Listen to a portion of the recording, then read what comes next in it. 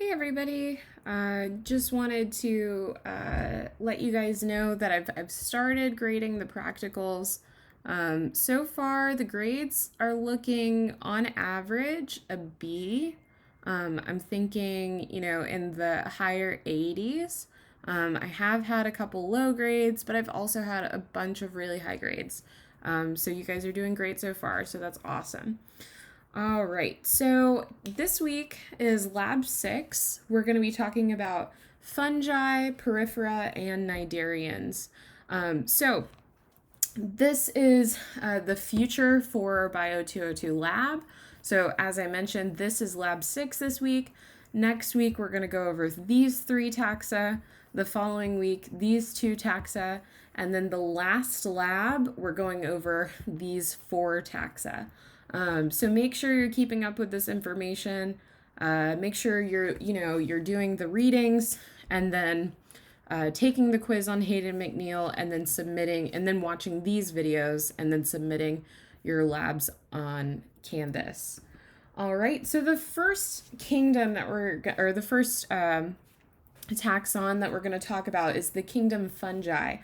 So what you need to know for practical number 2 is that these organisms are heterotrophic. They absorb nutrients. They are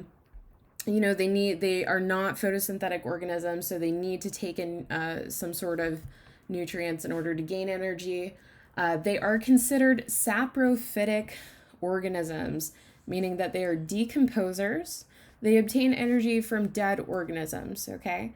So fungi can be mutualistic, parasitic, or predatory. They use glycogen as a method of food storage, and their cellular wall component is chitin, okay? So the chitin we'll see later on in some of our arthropods, but for right now, they're just in the fungi, okay? These organisms are also, they are mostly multicellular. The exception is yeast, which is a unicellular organism, okay? So that was one of your quiz questions. But now you know the answer to that. All right, so moving on to fungi morphology, we have what's called a sporing body, which is the mushroom above ground that you're used to seeing. These things are considered to be basidiocarps or ascocarps, which means they're just densely packed hyphae all together. Okay, so that's what the sporing body is made out of. And then we have mycelium, which is going to be an underground network of vegetative growth. Which is also consists of hyphae. Moving on, so our first phylum within the kingdom fungi is Ascomycota. So Ascomycota consists primarily, one of the most important organisms that you need to know for the exam is lichen, which we'll talk about that symbiotic relationship in a moment. Morels and things like sac fungi, those are really fun. Ringworms, truffles, things like that. So these organisms can be sexual, but they are also asexual, and they use these ascospores in order to reproduce asexually or sexually, right? So asexually, they would use a different structure, which you don't need to know the name of. All right, so super important. This is definitely going to be an exam question. So lichen is a symbiotic relationship. It is a mutualistic relationship between an ascomycete fungus and an algae or a bacterium. So it's always going to be the ascomycete fungus, but it differs between an algae or a bacterium. So the mutualism, which you need to understand, is that the fungus is providing a home for the photosynthetic algae or the bacterium, and in return, the fungus gets sugars that is produced by that photosynthetic organism, the algae or the bacterium, right? So these are a bunch of different examples that lichen can look like. And these, you commonly see them on trees or on the ground. If you go to Halliburton Park in Wilmington, North Carolina, you'll see them everywhere. They're all over the place. All right, the next phylum is phylum Basidiomycota. These consist of a lot of edible fungi. My favorite are the turkey tails. You can find those all over, also in Halliburton Park, but Carolina Beach State Park, anywhere really outside in Wilmington. And these are edible fungi, but make sure you take a fungi identification class before you go out and just start eating mushrooms. So other organisms in this group are puffballs. Puffballs can be huge, very large. You see this lady's holding a giant one. And then typical mushroom shape here. We also have mycorrhizae in this group. So mycorrhizae, remember, are mutualistic with plants. A lot of vascular plants.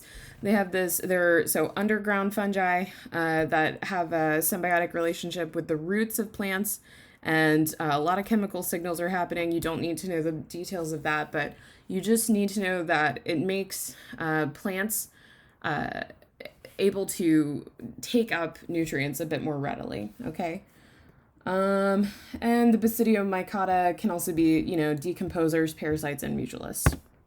So as far as reproduction goes, these guys are asexual as well as sexual. For asexual, they can experience fragmentation, budding, or spores in order to reproduce. Sexually, they have what are called plus and minus strains.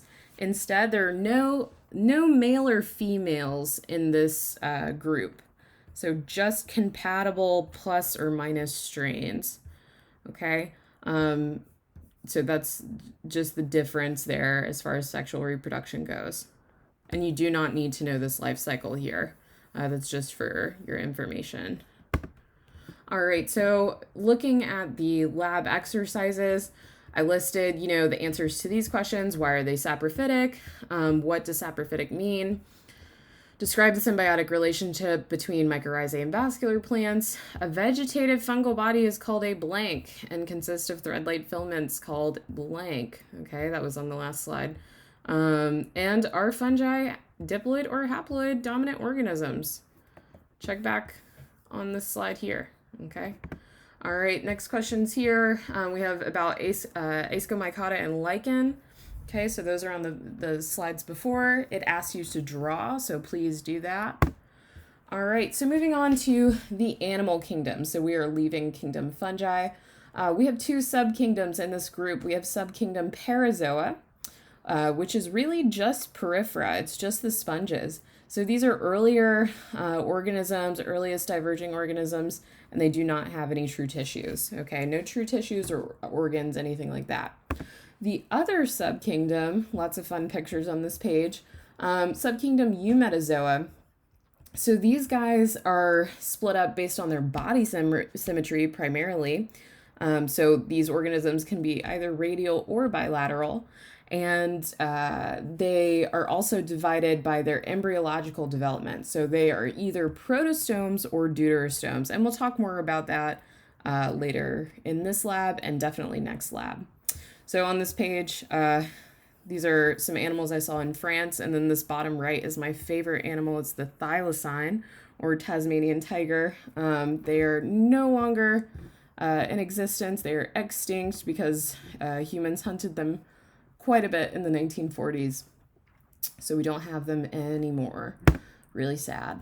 So next phylum that we're going to talk about here within kingdom Animalia is the phylum Porifera, which is just the sponges, right? So these guys lack true tissues, very primitive organisms. They are multicellular. They're considered to be sessile, non-moving, right? They're usually just sticking in one place. They're also suspension feeders, right? So they're filter feeders. So they feed through, taking water in and then absorbing nutrients that way. And they have a very interesting water pumping system, which we'll talk about in a moment. These sponges are also asymmetrical. There's no symmetry whatsoever. And like I mentioned before, they don't have any true organs, muscles, or nerves. So anatomy of a sponge. Remember Epistoconta when we were talking about protist, those choanoflagellate guys? So they have that unicellular flagellum, right? And or they're unicellular organisms with a single flagellum in the back. And what that flagellum does, it actually rotates like a little boat motor. So these choanoflagellates line the inside of sponges, and they are responsible for water flow inside of sponges. So what happens is we have all of these little pores on, the outside of the sponge, and they're called ostia, plural, okay? And what happens, water intake occurs through the ostia, so the water goes into the sponge through the ostia and exits out of the osculum, okay? You need to know these words. Make sure you make note of that. Don't worry about microvilli. That's not going to be on the test, but definitely know the word choanocyte or choanoflagellate, also known as collar cells, and then ostia and osculum. So structural components of the sponge, we have spicules, which are little spikes made out of calcium carbonate. They can also be made out of silica, just depending on the sponge. And then they're just used for structure and defense, right? And then spongin, which is a collagen protein that the spicules are inside of. So they form a very fibrous skeleton. Spongin's a very soft and flexible structure, piece of material, right? So moving on here, we're going to talk about the three main body types or body structures of sponges. You need to know these for the exam. So the first one, the simplest body plan for a sponge, is an asconoid body plan. So that means we have, lots of ostia, only one osculum, okay? The choanocytes are lining the inside of the sponge's seal. Anytime you see this word seal, C-O-E-L, it just means, a little sac for something like an inner cavity, right? So it could be a little inner sac for like organs or spongin in this case, just a little cavity, right? So moving on here, the next body plan is cycanoid. So cycanoid sponges are a little bit more complex than the asconoid. Their spongiceal is kind of folded and has a little bit more surface area. So that way the choanocytes can line the inside of those little folds, okay? I just noticed that this is covered up a little bit, but it's not super important. I think it just increases the amount of choanocyte. I think that's just trying to say it increases the amount of choanocytes lined inside. And it still only has one osculum. So lots of ostia still, only one osculum, more surface area in the cycanoid body plan. And the third and last body plan is the leuconoid body plan. This is going to be the most complex out of the sponges. You can have multiple osculum, so oscula, I suppose, and definitely lots of ostia. We have, instead of the choanocytes being in little folds, we have little pockets of choanocytes. They're in clusters. And this is probably the most efficient body plan for sponges because they can get a lot more food processed this way. Okay, so that's leuconoid. So this is what you need to answer in your lab manual exercises. So what type of canal system does this sponge have, do you think? Look at the little folds, okay? Make sure you label these structures here. They're all labeled down here for you, so you really just need to draw it on your page. Another question, what are gemmules? How are they formed? Read below to learn a bit more about that.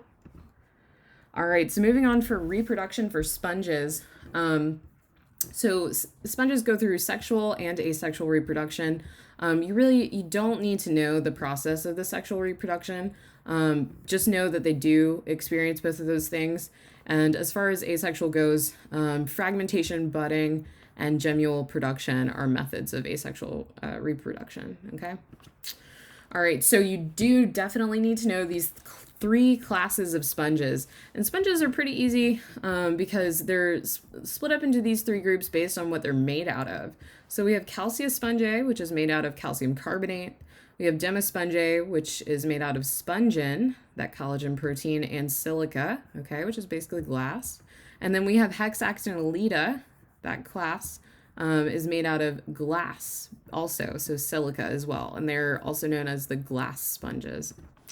All right, so the first class that I mentioned, calciospongae, also known as calcara sponges or calcera sponges.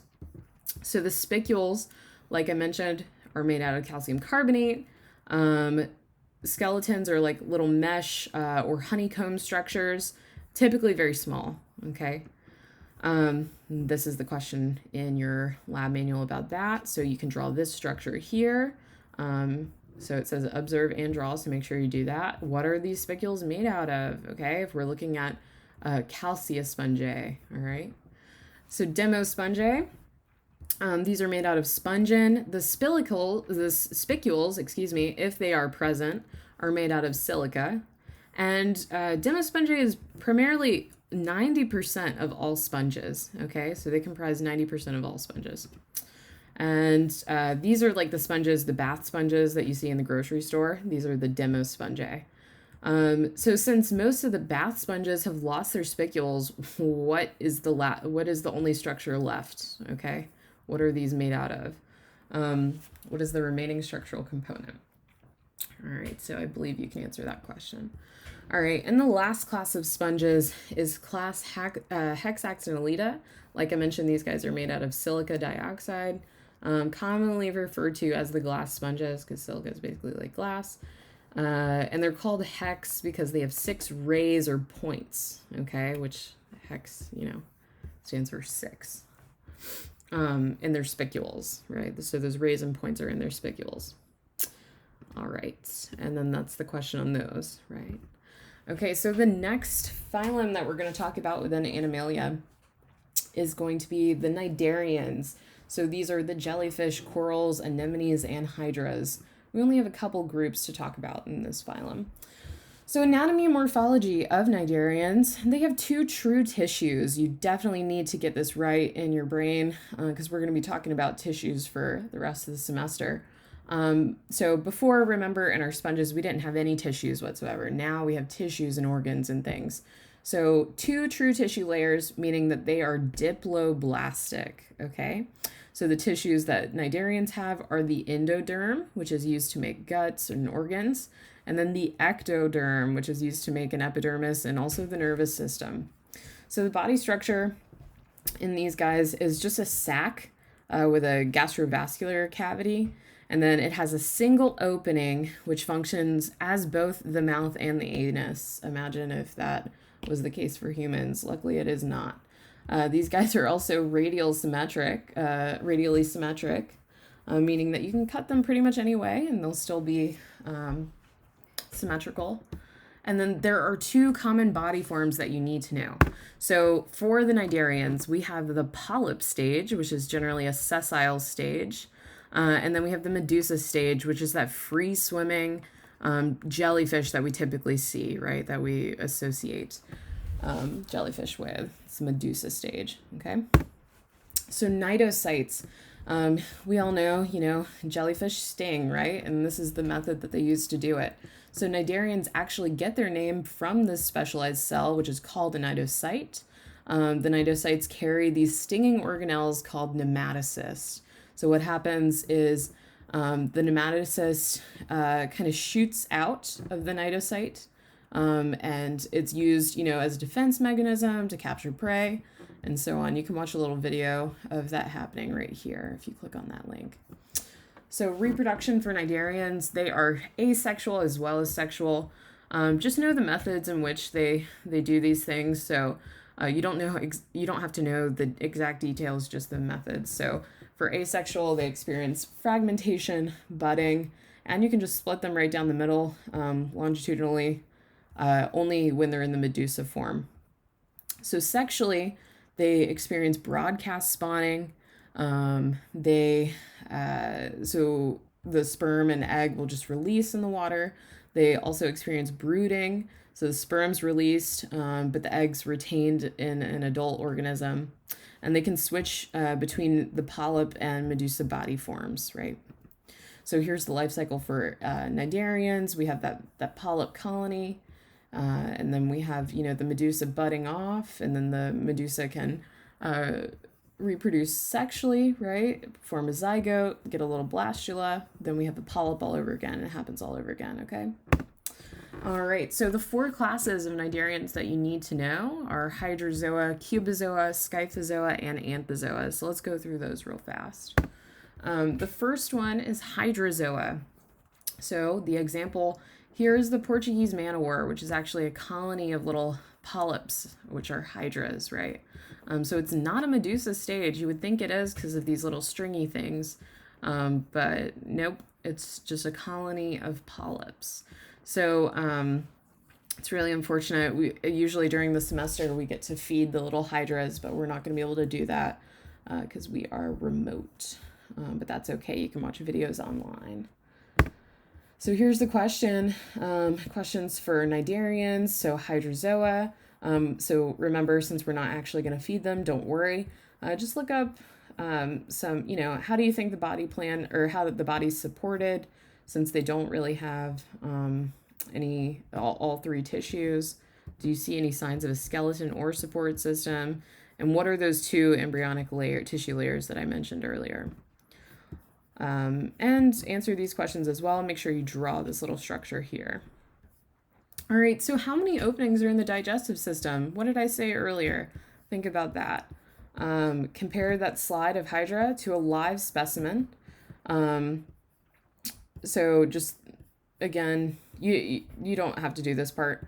Number 11, you can skip that. There's nothing to really do. Just look at pictures. 12, observe and draw, the cross section of a hydra. So draw this one as well. Here, you're going to draw the obelia colony. So make sure you draw this and all the parts that it asks you to label. Those are really important because they will be exam questions. All right, so next class is Scyphozoa. So these are the jellyfish that we typically see, right? So cannonball jellies and just other types of jellyfish. The Medusa form is the dominant life stage. So remember, the hydras were primarily in polyp form. These guys are going to be a Medusa form. So the Medusa have these gastric cirri, right, in their guts. And those things are used so they're the finger-like nematocyst-bearing projections, right, in the gut. So they're used for subduing their prey, and then it also aids in digestion. So what body form is exhibited by these specimens? Which one, polyp or Medusa? All right, number 3, class. So class Cubozoa. These are our box jellies, and they're named so for their cubed or box-like shape. They have these things called ocelli, which help them differentiate between light and darkness. They also have 2 little camera-like eyes that are image forming. They're also very strong swimmers, and they also have those gastric cirri in their guts. And they can deliver very fatal stings to humans. What are the ocelli used for in animals? So that's their question in your lab exercises. Class Amphizoa. So this is the last class within the Cnidarians. And these consist of corals, sea anemones, and sea fans. There's no Medusa body form in these guys, only the polyp stage, and they are sessile organisms. They reproduce primarily by broadcast spawning or brooding. There's a great video online that I'll send out. Our labs at UNCW, Dr. Fogarty's lab actually had some spawning happen recently. Super, super cool to watch.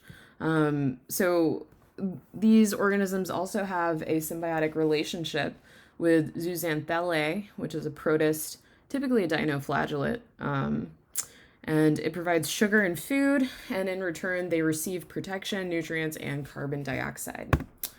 So what are zooxanthellae and what is coral bleaching? You can answer that question here. I put a little graphic about coral bleaching. And then lastly, make sure you map these characteristics onto your tree. I put them here for you so you can do that. It's page 41 in your lab manual. So make sure you get all that done and submit it on Canvas. Remember that your species spotlight project and paper are due very soon. It's November 1st is coming up, guys. So I don't want you to get behind on that. So make sure you're working on that a little bit every week. Make sure you do the quiz on Hayden McNeil. Both the lab exercises and quiz are going to be due at midnight on Sunday, October 25th, which is next week. And next lab number 7, we're going to talk about Lophotrochozoans, so squids and organisms like that. So if you have any questions, feel free to contact me as always. I'm here for you guys. and have a great week.